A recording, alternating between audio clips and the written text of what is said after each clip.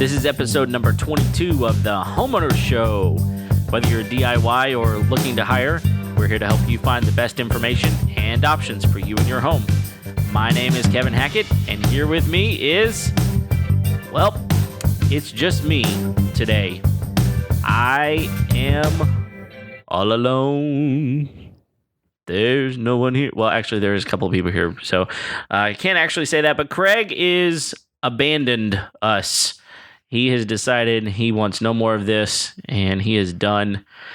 He called me this afternoon and said, "You're going to have to do the show by yourself." And I was like, okay, why? And apparently he is not feeling well, which is a really good excuse. But I really don't think that that's an excuse at all, because today is his daughter's birthday and he is missing her birthday party. So we hope you get better, Greg. Hope you feel better, and we're just going to keep here rolling without you. So anyway, we're glad you're with us today. As we get started, we just want to say thank you for listening, and want to let you know that you can always find our podcast on Facebook and Twitter and Instagram, and we are on iTunes and Google Play and Stitcher and lots of other places. So wherever you listen to podcasts, we are probably there. YouTube is a place you can find us as well. So thank you for listening, and don't forget to hit the subscribe button so you don't ever miss an episode, and we will continue to put these out every Tuesday. So thanks for being with us. As we kind of begin today, I want to take a moment, and I feel like I need to get something off my chest. So I was listening to the radio the other day, and first of all, I don't know how many of you are aware, probably are. We live in a culture that changes rapidly. I mean, it is insane how fast things change from day to day. And, you know, I actually subscribe to something called the Culture Translator that helps me kind of keep up with culture. It's kind of an interesting phenomenon with so many people having access 24 hours a day to social media. Their smart devices are in their hands all the time, and information is so readily available. And I'm listening to the radio, and they start talking about this new phenomenon on Netflix. And there's this show that is like the number one show on TV, and it's a network original from Netflix. And it is with this lady. Her name is Marie Kondo. Maybe you've heard of her. And if you haven't, you're probably just not paying attention to life at this point, because her name is all over the place. She is a Japanese woman who is also an author, and she's written 4 books, and they have sold over 1 million copies collectively. And this lady is just taking over the world. She is like some sort of sensei, I think. I don't know. But she has got this show on Netflix called Tidying Up. And so they're telling me on the radio, and however many listeners, that this is the number one show on TV, and I got to go watch it. They're telling me directly in my ears, "Kevin, you have got to go watch this show." So one night, I put my kids in bed, and my wife's tired. She goes to bed early. And so I decide I'm going to find this show. So I found it. Season 1, episode 1, play. And so I watched this couple talk about how messy and unorganized their life is. And so enter small little Japanese woman, Marie Kondo, and she says, "I can fix this. I can fix you." And so she starts telling them all these things that they need to do. And it's like they've never lived in their own house before. It's like it's as if they walk through their house and don't realize how much junk they have. And maybe you're going, yep, that's me. I have no idea how much junk I've got. And so the first thing she tells him is you've got to get all of your clothes and pile them on the bed. And the first thing that's interesting is she, the wife, has so many clothes that she has kicked her husband out of the room, and his closet is in one of their children's rooms. So they're piling all their clothes up, and it's as if she had no idea how many clothes she has. And I'm sitting here going, you're the one that bought them all. You're the one that put them all, so much so that you have created a whole nother closet in a whole nother room just for your husband because you have so much stuff. And so in the midst of all of this, here's Marie. And she's kind of standing there, smiling. And it's as if she whispers to them in Japanese, which I cannot do. But if she were speaking in English, she would say, "Find your joy. Where is your joy?" And they're looking at her like, we have no joy because it's all just anxiety-ridden mess in our house. And she says, "I can fix this. I can fix you." It's kind of creepy. But at the end of the episode, they're like, we never knew we could be so happy because someone has organized our life. And so this is just this cultural phenomenon, and it's just an interesting thing and a perfect segue into our show for today. And in our studio today, we've got two very, very special guests, and we're so glad that you have joined us. I'm going to let each of you introduce yourselves, and we'll kind of discuss who you are and what you do. So, Kristen, I will start with you. Yes, I'm Kristen Shumate. I'm a professional organizer with Picture Design Group. Okay. And I work with Kristen. So I'm Michelle Huffman, and I'm also a professional organizer with Picture Design Group. Okay. Your names are not Marie. No. But I feel like you connect with Marie in a few ways here. Absolutely. So here's what I want to know first. Tell us, so your job is to professionally organize people's homes or life or whatever it is that they have tasked you with. Okay. So kind of tell me how each of you got to the place where you are. I mean, where did you begin? How did you decide one day I'm going to be a professional organizer? Well, I began teaching public school. So I was a high school teacher for years, and that's a hard job. Oh, man. So in my 20s, I took a break and ended up working retail with the Container Store and designed custom closets for years. And I have two children. At that point, they were babies, and decided I wanted to be able to set my own schedule. So at that point, joined Picture Design Group to professionally organize, which I had really been doing through the store for so many years. Okay. Very cool. So you kind of got your start through the Container Store. Right. All right. And I know that we actually have purchased an Alpha system before. If you don't know what Alpha is, it will change your life as far as closets go. So I know just enough to make me just go insane.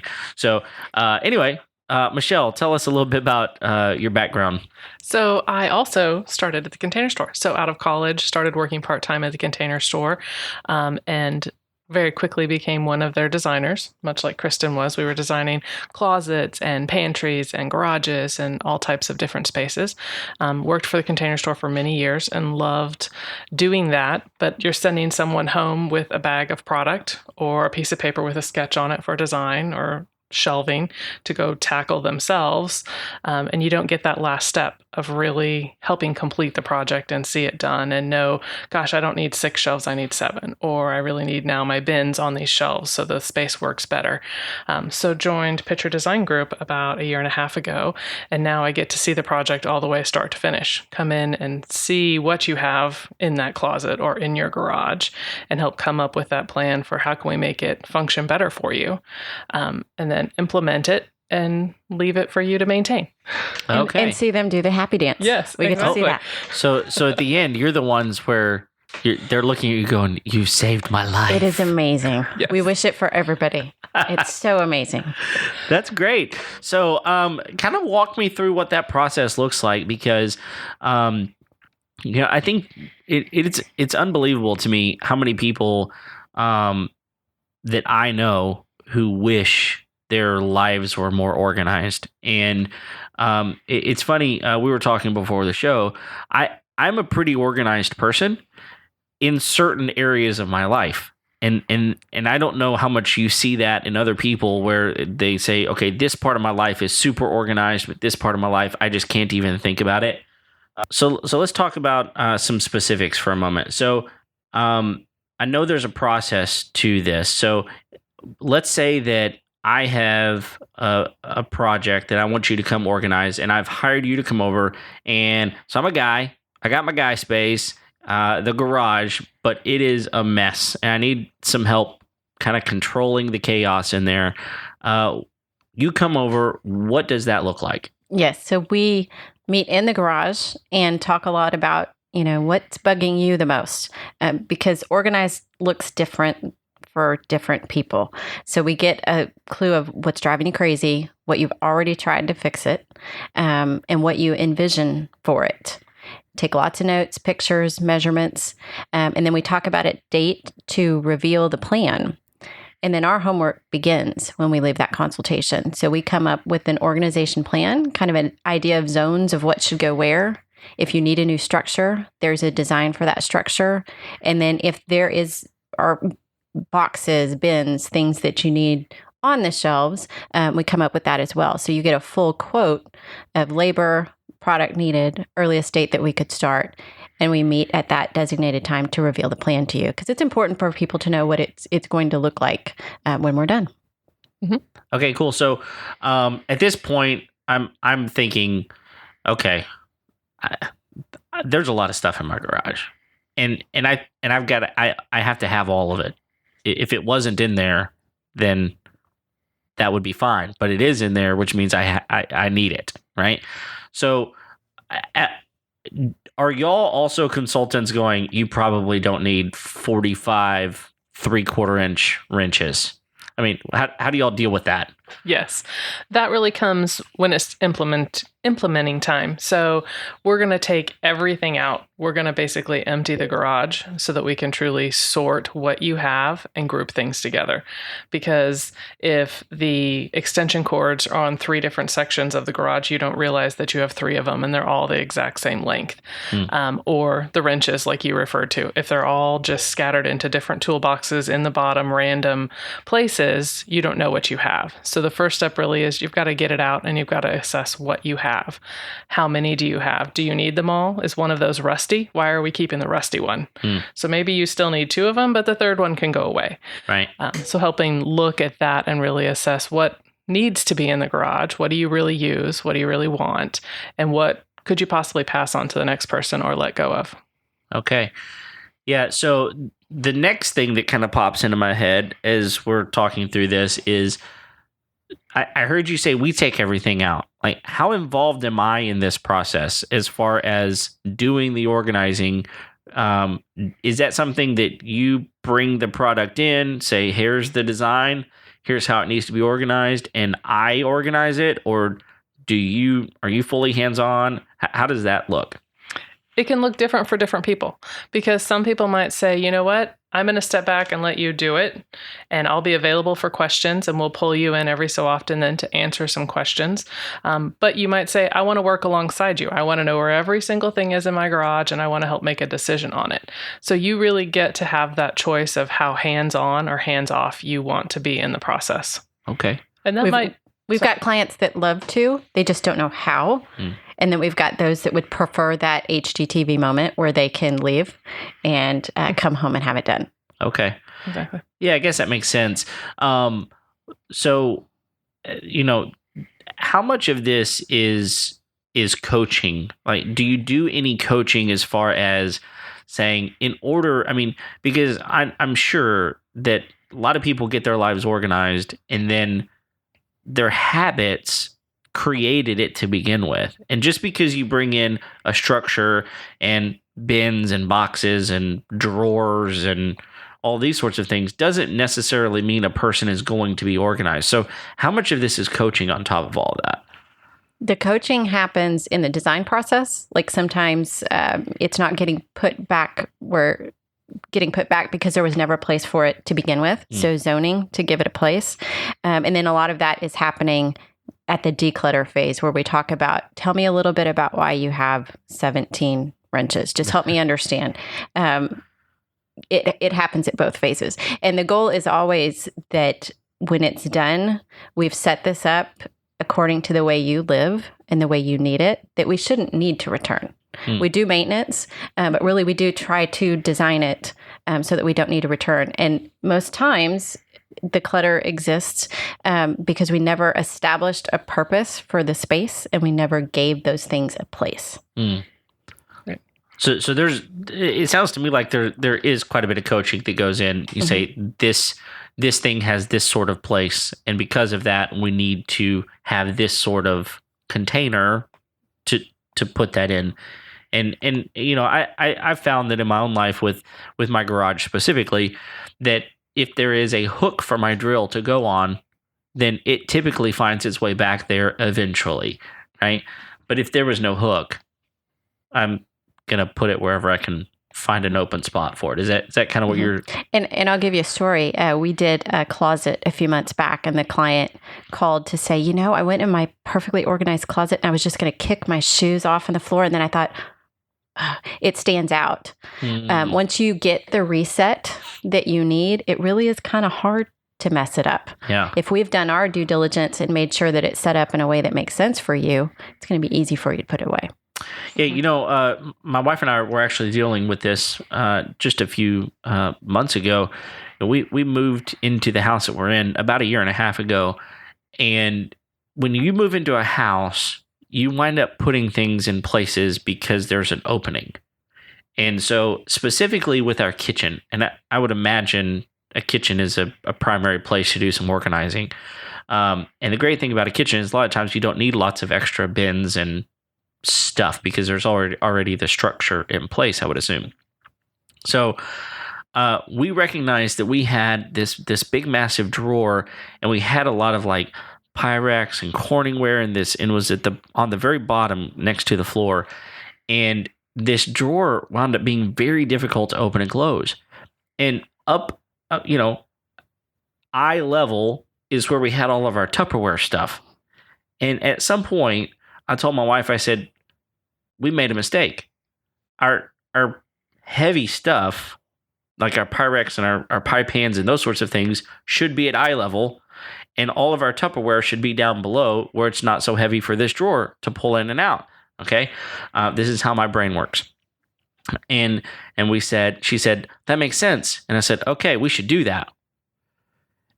And like 2 months later, I finally was like, this has to get done. And it finally got done. And she's actually the one that took the initiative to get it done. But I think that's part of this process too. So how often do you run into people that go, I know I need this, this, this, and this. I need you to make sure that it happens though. Absolutely. Kitchens are one of my favorite things to work on because there is a flow to your kitchen. There's a natural, I'm standing at the stove and I need to stir the pot on the stove. My utensils should be to my right because I'm right-handed. Like there's that natural thought process of I'm unloading the dishwasher. Which way do I turn to put the plates away? Which way do I turn for the silverware drawer? So it is a very thought-provoking area to stop and assess, how do I use it? How do I cook? What do I cook? How often? To really think about where you want things to go. And I think moving in is the perfect time before you unpack those boxes to stand in your kitchen and establish what are the zones? What are the areas? How much space do you have to spread out in? And how many people cook in the kitchen? How many areas do you need to have set up for people to work on? So it's definitely an area that we work on very frequently. Okay, so I think that kind of naturally transitions me into another question that I had regarding the fact that we on this show, we try to do everything we can to help our listeners figure out, is this something I can do myself, or is this something that I need to hire someone to come out and do? So one of the things that I would really like you to speak into for a moment is, what are those types of things that I can do as a homeowner to evaluate my space and try to figure out on my own, why is this such a mess, and what do I need to do to correct it without hiring someone to come in and do this for me? I think the biggest thing with organizing is we tend to look at this huge space, like the kitchen as a whole, and say, I need to organize my kitchen. That's overwhelming.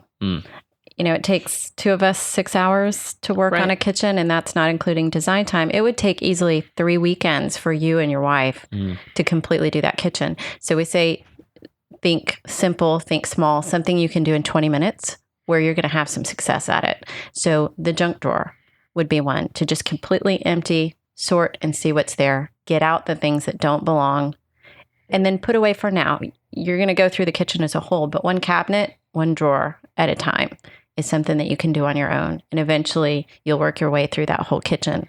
Once you've decluttered that whole kitchen, then you want to assess what goes where, because you understand now how many Pyrex there are to allocate the space for it. But if you think small, 20 minutes at a time, and then walk away. Yeah.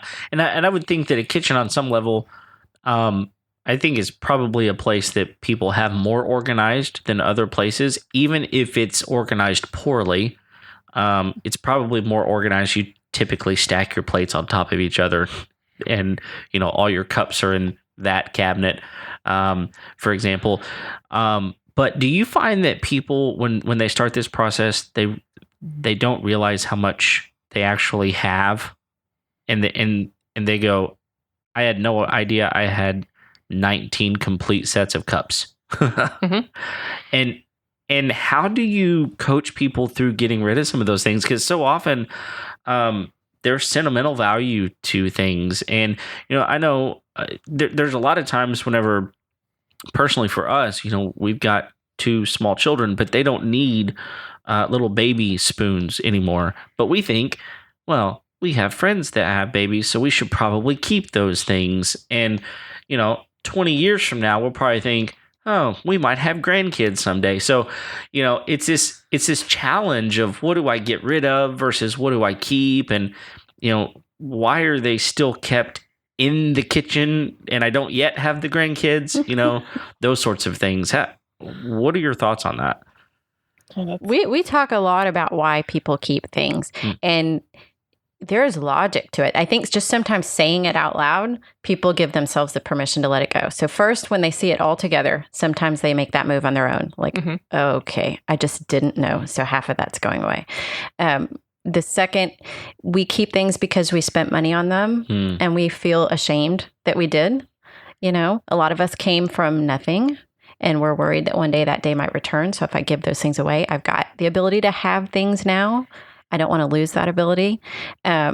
We keep things because somebody gifted them to us, and we fear somehow that that person's going to find out that we gave it away. So there's a lot of reasons. And when we talk about it, we can laugh about it. It's like, is that real? Is that realistic though? It's not. And when we talk through it, then they're able to let those things go. But I think one big misconception about organizers is that we're tyrants that will come in and tell you, you must let that go. It's truly a partnership.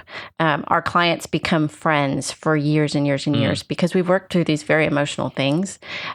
We are there to talk you through why. And sometimes it does make sense to keep 30 koozies, maybe entertain a lot. There's no set number. It totally is up to the client.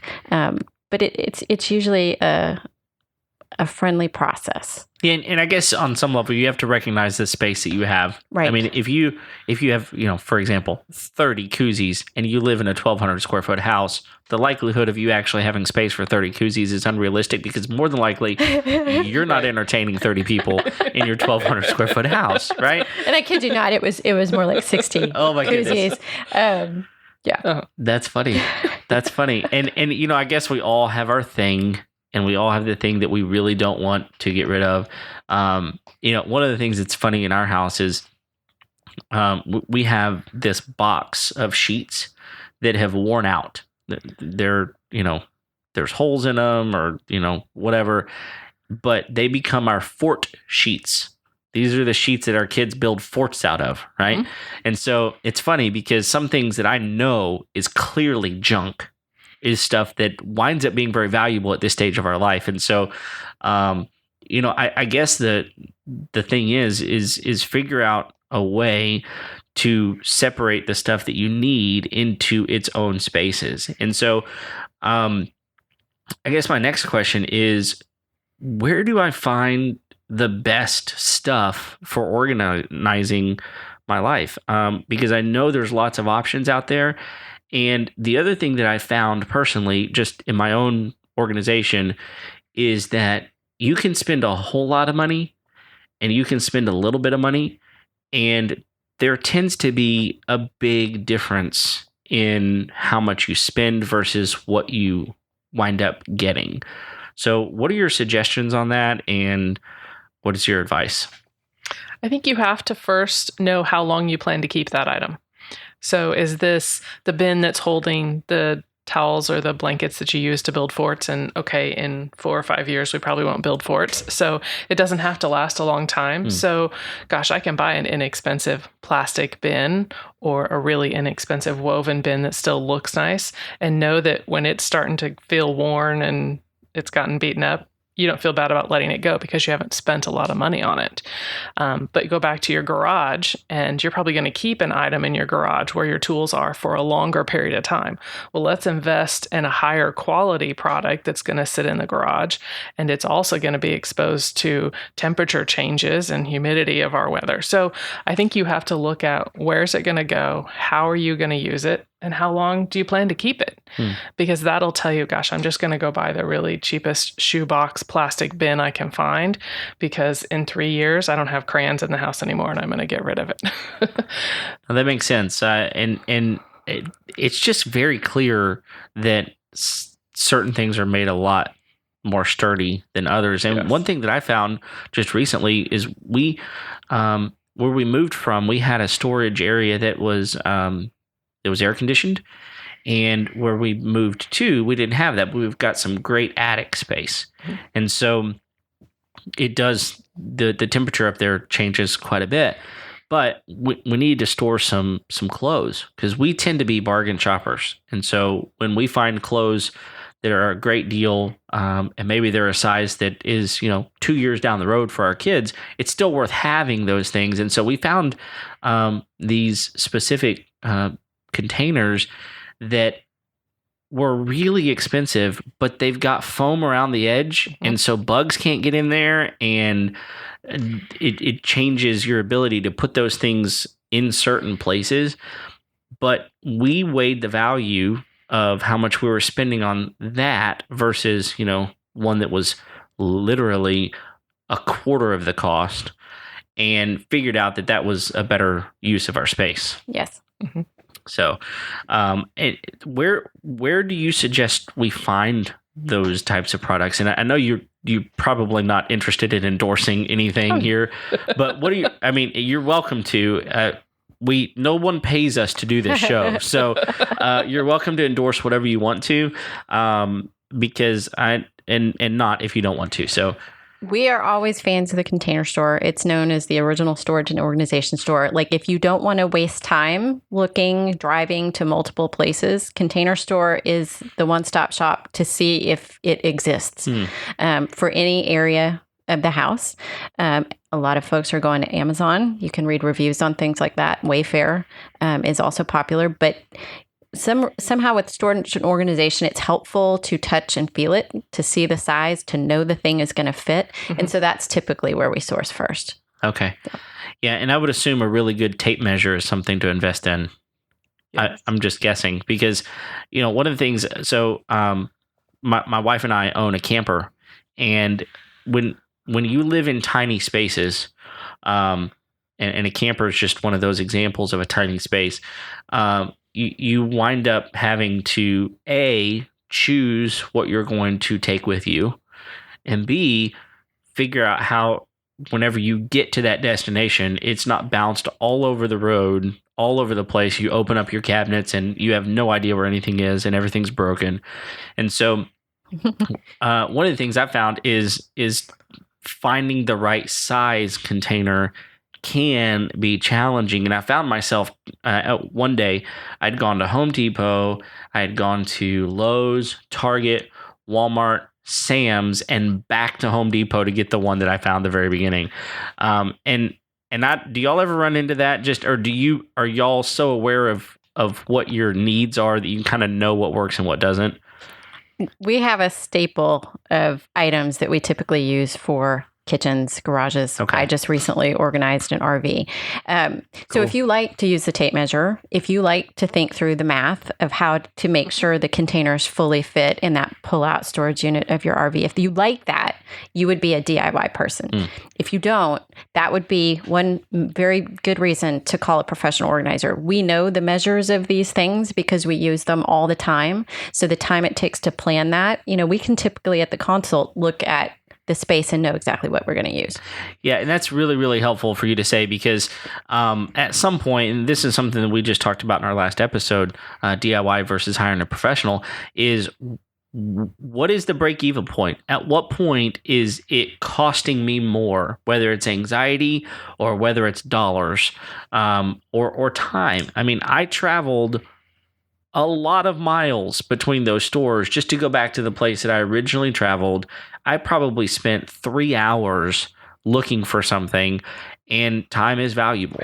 And so I guess the thing that I really appreciate about that is know what you are willing to do and what you want to do versus what you realistically are going to do. And so one of the things that we will do is we will link up some information on how to get a hold of y'all and your organization with Pitcher. And that way people can get a hold of you. Do y'all want to give any information right now just on the show? Yeah, you can find our website at pitcherdesignGroup.com. I do think you should look us up on Instagram. Okay. At Instagram, it's Pitcher Perfect House. And at Facebook, it's Pitcher Design Group, LLC. We show before and after pictures. You can see a little bit about what we're up to and get an idea of what we do and what our spaces look like before you call us. Okay, and just so everyone is hearing correctly, this is Pitcher, Pitcher. Yes. Not picture. Exactly. Correct. Yeah. So Thank you. No, that's good. I was looking at some of our notes beforehand and wanted to make that clear to everyone out there. Do you have a phone number that you're interested in giving out? Yes or no? Yes. Oh, Stand by. stand by. You can have mine, but let me get you. Right.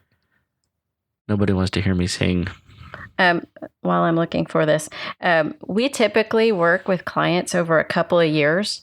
It typically starts out with one space and they feel really good about it, that we continue on in other areas. So people that are reluctant to give away some of those 17 wrenches, what we find is as we continue working through the house, it becomes a little bit easier to let those go. Okay. We want to make sure people don't feel bad if they're not ready.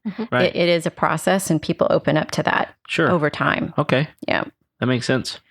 I thought it was interesting. You were surprised at how on that episode, people were shocked at how big this pile was. Yeah. And I think that is actually more common than you realize, whether it's your closet, your kitchen, your garage, whatever it is. How often do you have everything all together in one spot? How often are all of the leftover containers clean and put away that you realize how many you're actually storing? Wow. So just that process of getting everything into one area is a good place to kind of assess, am I keeping more than I need? Do I have some that I don't need any longer? But that is a good starting point. If somebody's trying to decide, do I want to tackle this myself? Do a small project like that. Okay. And think about, how much did I enjoy that? Yeah. Did they enjoy?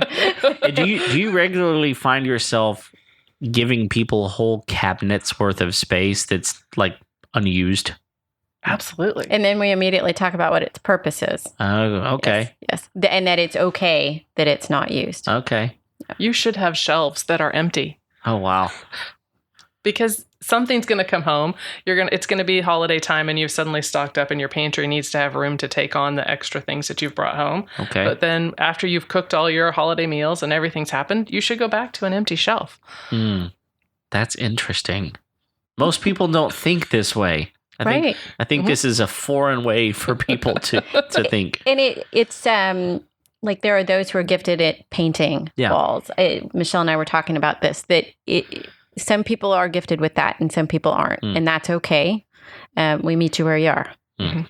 And some people enjoy doing it themselves. Like that's part of the reward if you've done it and you feel really great about this project that you've tackled.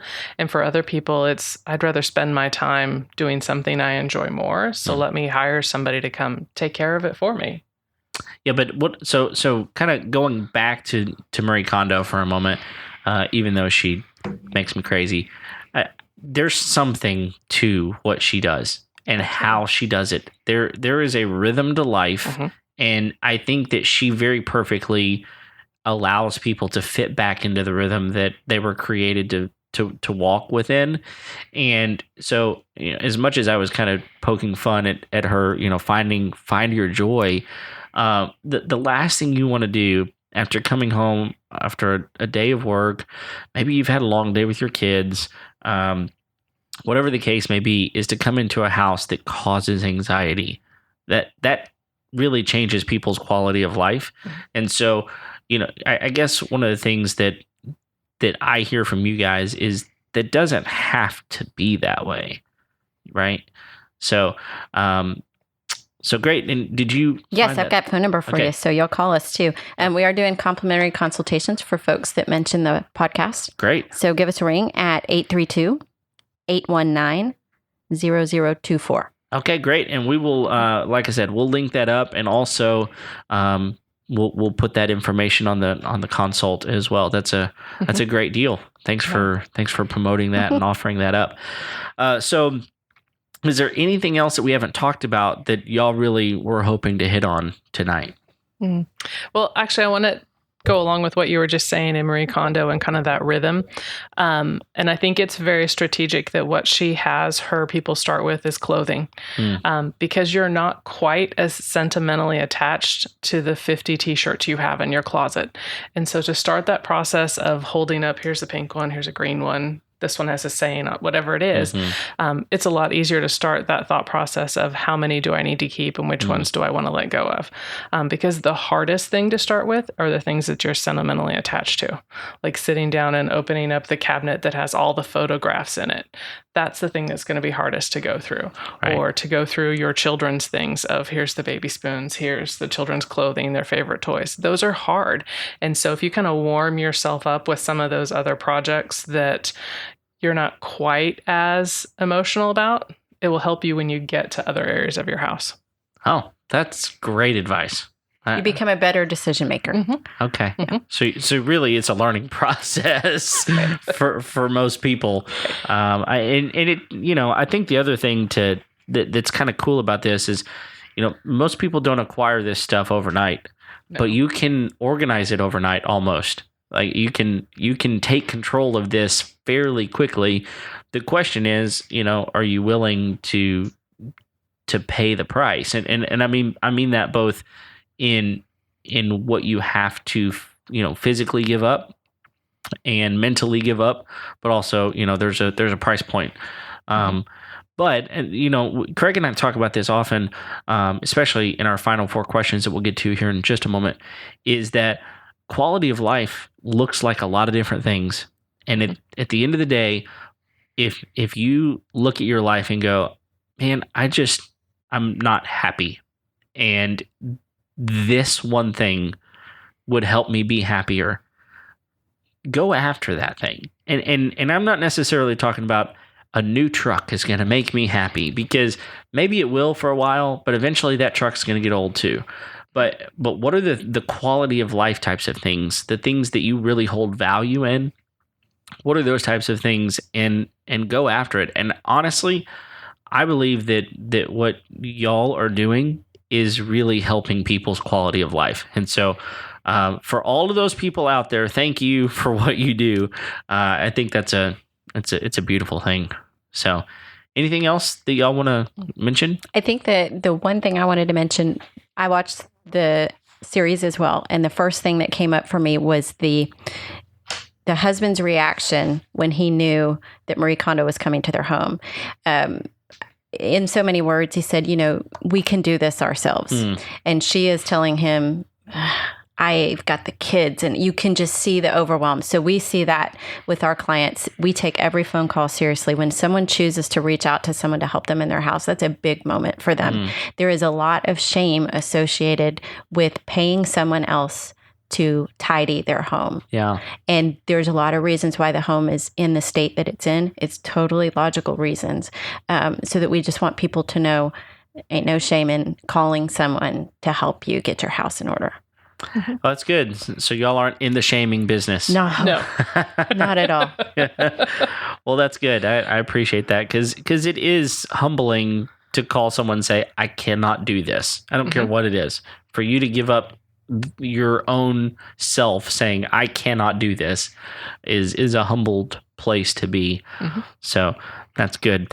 Well, let's jump in to kind of the last thing that we do. We do this with all of our guests. I don't know if Craig warned you about this as we were getting together. That no warning. Okay, this is even better. This is why he's not here tonight. That's exactly right. You would probably beat him for this. These are fairly simple questions. We'll let both of you answer. So the first question is this: what's the must-have tool you won't leave the house without? Now, so this question could be directly related to your job. Maybe there's something that you always have with you, or it could just be if you were personally going on some sort of a friend called you and said, "Hey, I need some help," and you have the opportunity to grab one thing.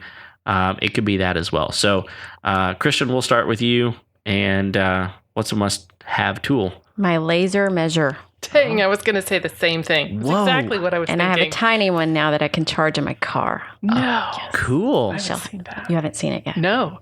USB. Yes. Nice. Yes. Okay, laser measure. Yes, electronic measure. Okay. It makes all the difference. All right, y'all are the same person. I love it. Essentially, yes. This man, this might go quicker than I anticipated. All right, second question. What's a job you've walked away from? Now, this could be something specifically related to your job. That's fine. If there's maybe something that you either said, I can't work with that person, or they don't want our help, something like that. Or maybe, we really were originally gearing this question towards something at your own house, something in your own life that you said, I had this problem at my house and I couldn't do it myself. I had to call the professional in and get this taken care of. So who wants to go first? I'll go first on that one. Okay. Because it's funny that you talked about the garage, because the garage is my one area of the house that I have a hard time keeping organized. Like, I can get it organized, but maintaining it, because there's so many things that come in and out. You come in and out of the garage every day and things get dropped off, and there's lots of reasons why. But that's probably the one area that I've thought maybe I could have some of our helpers come help me reset this area. So it's something that I've definitely thought about. I know how to do it and I can do it, but the time and the number of hands that just make it go so much faster. So that's something. Yeah. I would assume that on some level, it's a whole lot easier to have someone else tell you what you need to do rather than you being able to do it yourself, which is also part of the reason that your job is necessary, right? Yeah. So even I find that to be funny that in your own life, organization tends to be something in this one area. Like I was talking about earlier, this one area is something I'm not even interested in tackling. I can tackle other people's problems, but in this area, I need help. Everybody has a spot that they struggle with more. Sure. And it's the things you enjoy that you probably touch the most. Like, I can tell you my kitchen is one of those areas that is always put away where it's supposed to be. Okay. But the garage, it tends to just build up things occasionally. Okay. It gets out of control. All right. What about you, Kristen? So 14 years ago, we bought a fixer-upper We had no children. We had no skills, but we figured we would find the skills we haven't. So it's the stained concrete floor that needs flooring, and it's the kitchen cabinets that need refinished. And now I know how much work goes into that because we have vendors that we work with that take care of that. But yeah, I will be hiring folks to do that. Just in general, you're not a DIYer. No. You like to have other people come in and do it for you. Absolutely. Okay. Absolutely. Okay. Good. That's where you and I are different. And Michelle, this is why this is a great partnership because Michelle knows how to do these things. Oh, cool. Let's just take the countertops out. Let's see what happens. Yeah. Sledgehammers fix everything. Exactly. That's funny. Well, since I asked a question, have y'all had a work job that you had to walk away from? Okay. You're shaking your head. Yes. A situation where the client was not ready. But I think walk away from is not the right term because we both came to that conclusion together to say if we pulled out all of these things and we've worked together for 2 days and nothing is leaving the house, I can't take your money at this point. I don't think you're ready. It's just not the right time. We have the plan saved for when you're ready, but it's not the right time. Okay. So it's almost as if you were saying that out of respect, we can't do this any longer. Yes. And once you get to a better place in life where you can handle she wasn't going to see results that she was looking for, and she didn't realize she wasn't ready until we got into it. Okay. All right. Cool. Yeah. All right. Third question. How do you wind down at the end of a long day? And so, Craig and I, we're firm believers that if you don't wind down, then you're just going to bottle it up and it's going to, explode at some point. And we feel like it's healthy for everyone to just find a way to just kind of decompress, escape from the world for a little bit, and find your happy place. So at the end of a long day, how do you wind down? Do you want me to get that one first? Sure.